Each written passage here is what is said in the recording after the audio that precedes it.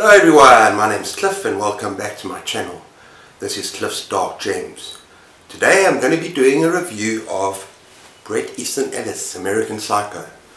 And please note I'll be giving a spoiler-free review for the first bit, and then I'll let you know when I do a more discussion-based spoiler review for the second half of the video.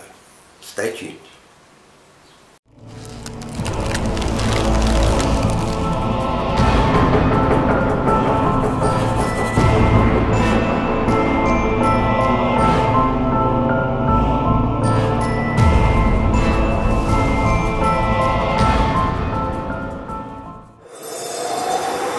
Just a bit of background and history to the novel. The novel was eventually published in 1991 after being rejected by the first publishing company, and it met a hell of a lot of backlash. The LA Times was one of the only magazines or newspapers that gave it a positive review. What happened afterwards is that the subscribers unsubscribed from LA Times. The author of this novel received death threats, he received hate mail, the book was labelled as pornographic, absolutely detestable, and also unfortunately someone said that it was going to cause violence in an already violent society.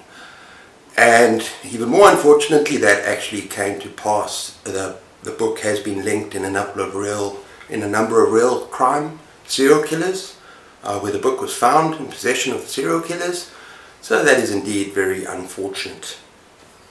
The book was also banned all over the world, and it is still banned in the I think it's Queensland in Australia, and also when they sold the book in Australia and New Zealand and possibly South Africa, they bubble wrapped it first so people couldn't take a peek inside. And that reminds me of when I was younger in South Africa and you had Playboy and Penthouse and all these men's magazines. They also bubble wrapped the magazines so that you couldn't take a peek inside and see if you can get a little glimpse of a girlie. The movie of the novel was released in 2000, starring Christian Bale, and it's actually an excellent film. And there are many similarities to the movie. In fact, a lot of the stuff was taken straight out of the book. But for obvious reasons they had to tone down the violence, the sexual nature, all of the kind of nasty stuff that happens in the book, which I'm going to talk about now, because it simply wouldn't go down with any kind of audience. And that brings me to some trigger warnings about this particular novel. It has everything. It is possibly the most disturbing novel I've ever read. It has trigger warnings for animal violence, for violence of a sexual nature, very graphic violence of a sexual nature. Remember I said someone labelled it pretty much as pornographic. And yeah, seriously, if this sort of thing disturbs you, don't bother reading the book. It's simply not for you. Okay, now for the spoiler-free review.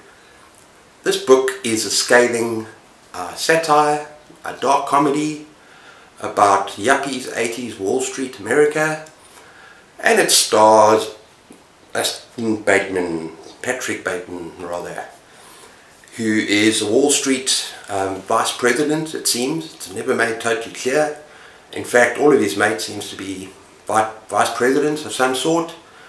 But he's basically living the life. He's incredibly wealthy, and he's incredibly good looking. He works out pretty much every day. He has a routine. Routine becomes very important in this book, and he's incredibly materialistic. He fashion conscious. He talks constantly about what everyone is wearing, what other people are wearing, and what he's wearing, what food they're eating, what restaurants they go to, what clubs they go to, pretty much ad nauseum. This becomes very important because basically he's suggesting that those things are what life is all about, and without those things his life would have no value. He also has a deep fascination for 80s music. If you look behind me, I might not be exactly the same as him, but I did try to bring in a couple of his favourites like Genesis, Above My Head, and Whitney Houston. And honestly, there are some whole chapters devoted to describing these bands, describing the music. And for me personally, this was a letdown of the novel. It really got a little bit much for me because I can really relate to it. I'm going to talk about that a little bit later in a bit more depth. But with all this being said, Patrick Bateman is also a murderous psychopath. So you have that too. The setting of this novel is fairly routine. Basically, Bateman and all his pals and his friends go from one place to another, from the fanciest restaurants, the most expensive restaurants where they can get a reservation, to the hottest clubs where they try and score coke and drink a hell of a lot. In fact, they're drinking all the time in this book. And so yeah, you're going to get all these high-end places, high-end apartments. There's even a little bit of a meeting with Tom Cruise. That's not a spoiler. So yeah, you got that kind of lifestyle, that kind of setting. Maybe some of the times when that doesn't happen is when he has to return some videotapes. Anytime that he's feeling a bit stressed, doesn't want to be with people, oh, I've got to go and return some videotapes. And videotapes he watches are not wholesome material, not wholesome family fun. Okay, what is the plot about? There's little to zero plot in this book. It is all very much character driven. We are inside Patrick Bateman's head. It is basically his conversations with his friends, so I'm going to talk about just now. And it's all it is really then moving from restaurant to club to restaurant to business meetings and so on. And even the discussions he has with his friends are very mundane, very boring, very dull and very shallow. His friends are shallow, just like he is. They place value on the external stuff. They place value on materialistic stuff, which is a problem, and which I think is what Bret Easton Ellis is trying to say in this novel, that society as a whole is about power and money and how you portray yourself to other people and worrying about what people think of you, as opposed to the stuff that happens for real, developing real relationships, real friendships, real connections with people around you. And this becomes a big problem in the book. One other thing we get about these characters, and Bateman in particular, is that they look down on everyone and everything. They are more important than anyone else, and that includes the beggars lying on the side of the street. There's some very, very disturbing, kind of right off the bat, there's some very disturbing racism and classism and sexism, and they refer to women as hard bodies. It's all about the sex, it's nothing else. So yeah, everything is very shallow and kind of meaningless. And at the beginning, it's supposed to be kind of funny, as well as this kind of constant description of clothing and fashion. And I'm going to read a section now quickly. It's just constant, in your face, pages and pages of who's wearing what. So let me just read a couple of pages to give you an idea. This is taken from page 8.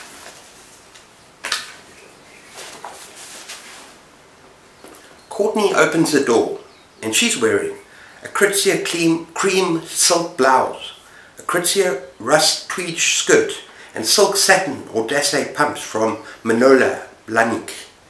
I shiver and hand her my black wool Giorgio Armani overcoat, and she takes it from me, carefully air kissing my right cheek. Then she performs the exact movements on Price while taking his Armani overcoat.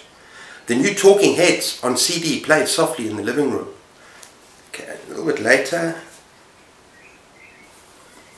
Evelyn stands by a blonde wood counter, wearing a Kritsia cream silk blouse, a Kritsia rust tweed skirt, and the same pair of silk satin or dasse pumps Courtney has on. Her long blonde hair is pinned back into a rather severe-looking bun, and she acknowledges me without looking up from the oval Wilton stainless steel platter on which she has artfully arranged the sushi. Oh honey, I'm sorry. I wanted to go to this darling little new Saldivorian bistro on the Lower East Side. Okay, so that's basically what the conversation is like constantly. And I'll get tired of it because I can't really relate. I've never considered myself too much of a yuppie. In fact, my upbringing in South Africa, and in fact right now where we live in South Africa, I go shopping in my shorts and t-shirt. And I don't care what anyone thinks about me, and frankly no one bats an eyelid. And I think that's kind of for the best. That's how I enjoy it. So this constant obsession with fashion didn't really do it for me, I have to say. Okay, last thing about the characters. As we have heard, they're all very shallow. And the thing is that none of them are fully realized and well developed. So, yes, we know Bateman has friends, right? And he has acquaintances in the business world. But most of the time, most of these friends can't even remember each other's names. They're just there. They're just kind of these empty shells, almost exactly like Patrick Bateman, which makes it, as we read a little bit more into the novel, makes it a little bit scary. That there's just this kind of sameness and oneness about all of them. This kind of a vacuous, empty bubble that each of these characters are. All looking down upon society as everything, as anyone as lesser than them. They're the powerful, they're the elite, they got the money. And they need to keep it that way in order to fit in.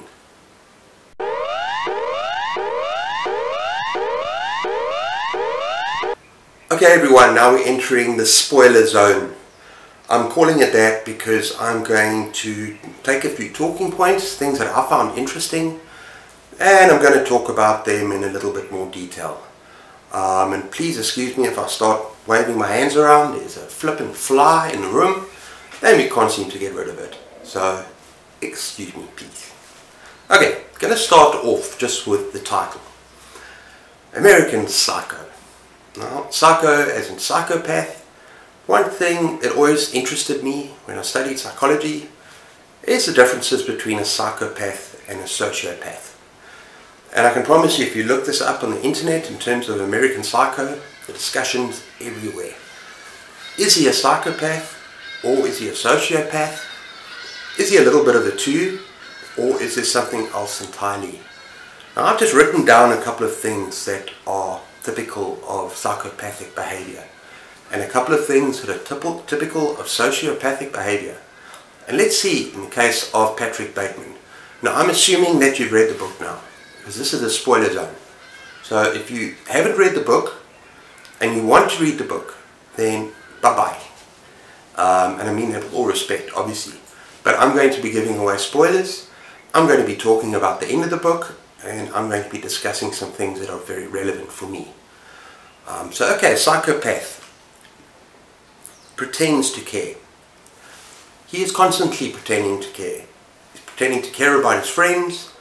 He puts out this outward charm and this outward things that people can't see the monster that he is inside. So yeah, pretends to care about everyone. Second one, cold-hearted. Yes, he's cold-hearted for most of the time, but I'm going to get to that later, because one of the things about a sociopath is hot-headed and impulsive. And there are times in the novel, as a sociopath, there are times where he's very hot-headed and impulsive, where he gets angry at that beggar and the dog. And I'm not going to go into details of the horrible scene, but he first of all basically tortures the beggar, hurts the dog, and walks on. And there are other instances as well where he's impulsive. He just wants to hurt someone, he wants to kill someone. The boy in the zoo, that's a good example of that as well. Okay, shallow relationships, definitely. He can't seem to develop any kind of relationship. The closest he gets, or the closest someone gets to understanding him, and he kind of feels for that person, is probably his secretary Laura. And I don't know, it's because maybe she sees something in him, besides all the wealth and everything else. She likes him for who he is, and he's very uncomfortable with that. But there's definitely an emotional thing there. Can maintain normal life cover. This is all the psychopath. Yes. No, he's got a job. But what's interesting here is that he maintains this normal life, and he's killing all these people to towards the end of the novel, it just spirals. And nobody seems to care, or nobody seems to catch him. There's even an instant where he's being chased. And we're going to get to that later as well, because there's a big theory that it's all in his head. But let's talk about that just now. Other things about a sociopath, prone to fits of anger and rage. Yes, he is. Numerous times in the novel you see that he completely loses it. And he just kills for the sake of killing. Okay, whether he gets really angry, I don't know. But he does seem to be very impulsive and hot-headed. And that's not a true psychopath. Now, I believe that he's kind of a blend of the two. And in fact, I don't know if it's psychiatric terms or whatever, when it comes up, but basically it's called antisocial personality disorder. So they don't actually say someone is a psychopath or a sociopath. They say that the person's got antisocial personality disorder. I might be wrong about this, and I think there might be other kind of disorders where he fits in. Let me know in the comments below. I just find it interesting to have a look at this, because the book is called American Psycho, and yet there are so many different things and ways of looking at Patrick Bateman as a character. Okay, now for me the most interesting part of the novel was being inside Patrick Bateman's head and seeing his descent into madness and murder and chaos. At the beginning we see him, yes, counting possessions and counting fashion brands and clothing and nutrients and facial products, going to gym and talking about how sculpted his body is. And he seems to have everything under control. And there's a sense that as the audience we should be laughing because it's funny, it's hysterical. But the further we get into the novel, we start to get a sense that there's a darker side to Patrick Bateman, and it's suddenly a little bit less of a control. You know, he'll go out to a club and he'll talk to the barmaid and he'll say to her something like, I don't know if I'm getting it totally right, but I want to slit your throat and play in your blood, dance in your blood. And there's no response. And there's a number of times in the novel where he does this. It's showing his darker side. He hasn't actually committed any crimes yet, but he's showing his darker side, and everyone just seems to ignore him. Now, is that an internal dialogue? Is he just talking to himself? He's very much an unreliable narrator. We never quite know what he is, or who he is, or what we need to believe. And the more that the novel carries on, this becomes more and more prevalent. And in fact, we become a little bit more disorientated, just as he becomes a little bit more unhinged.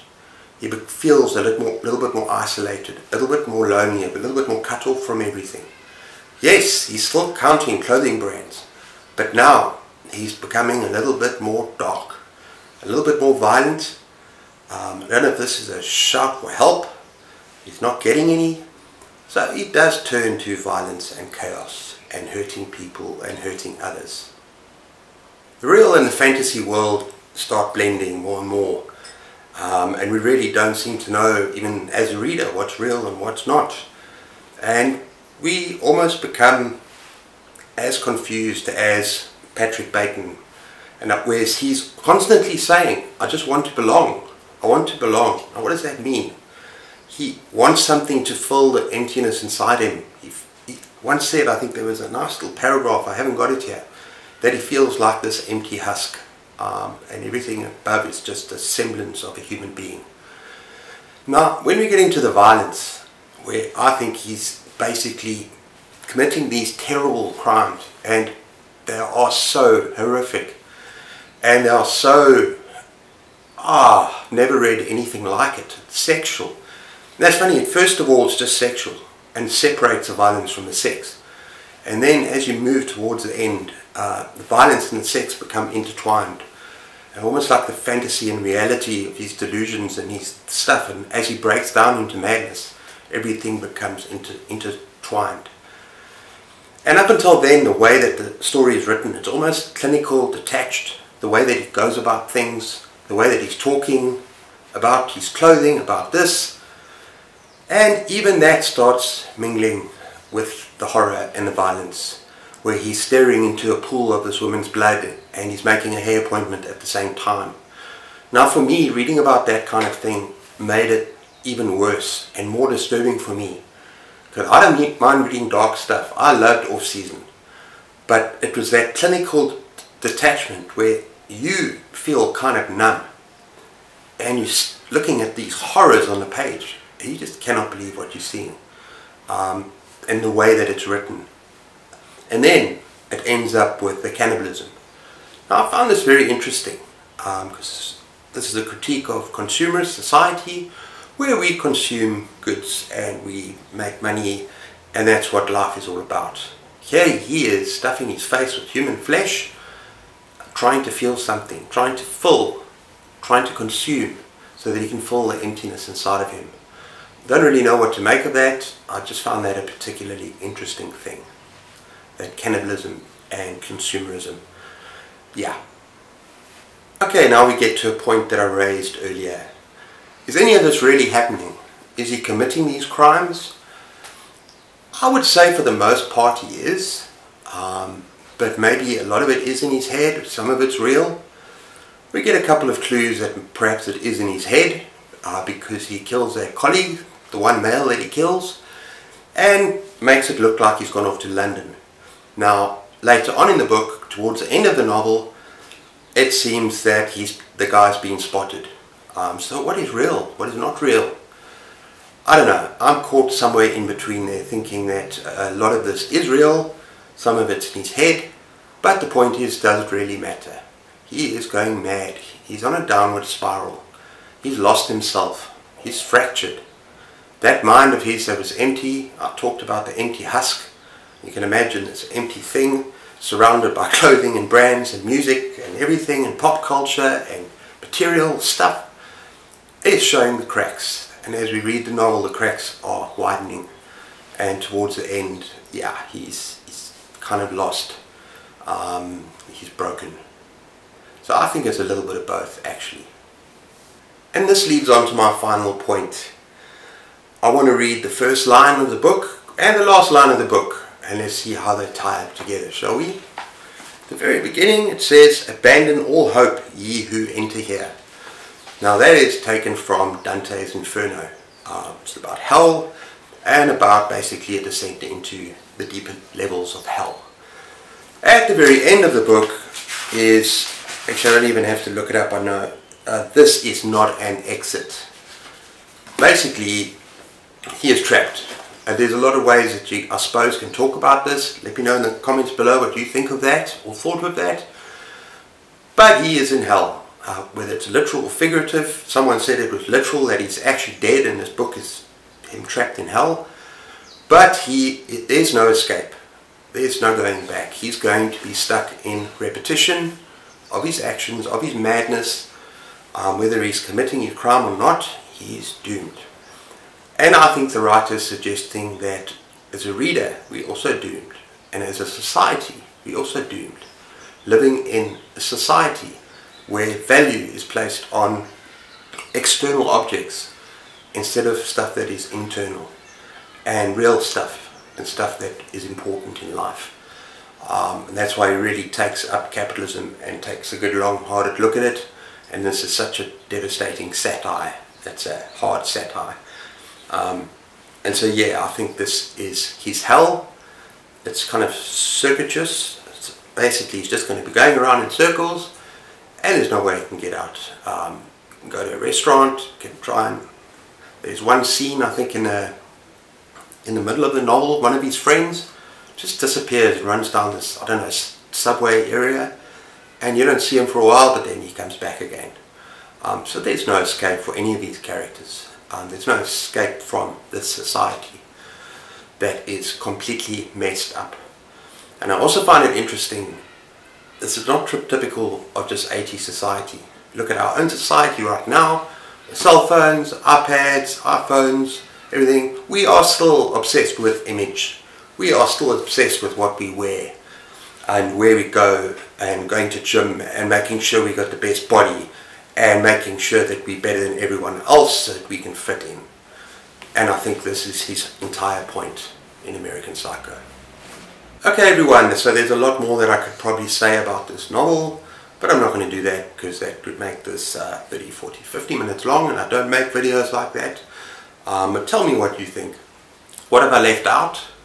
If you read this novel, which I'm hoping you have because I've given away huge spoilers, what have I left out? What should I have talked about? Is anything that I've said resonated with you? Just let me know what you think down in the deep, dark spaces down below. And as always, take care of yourselves, keep those pages turning, and cheers.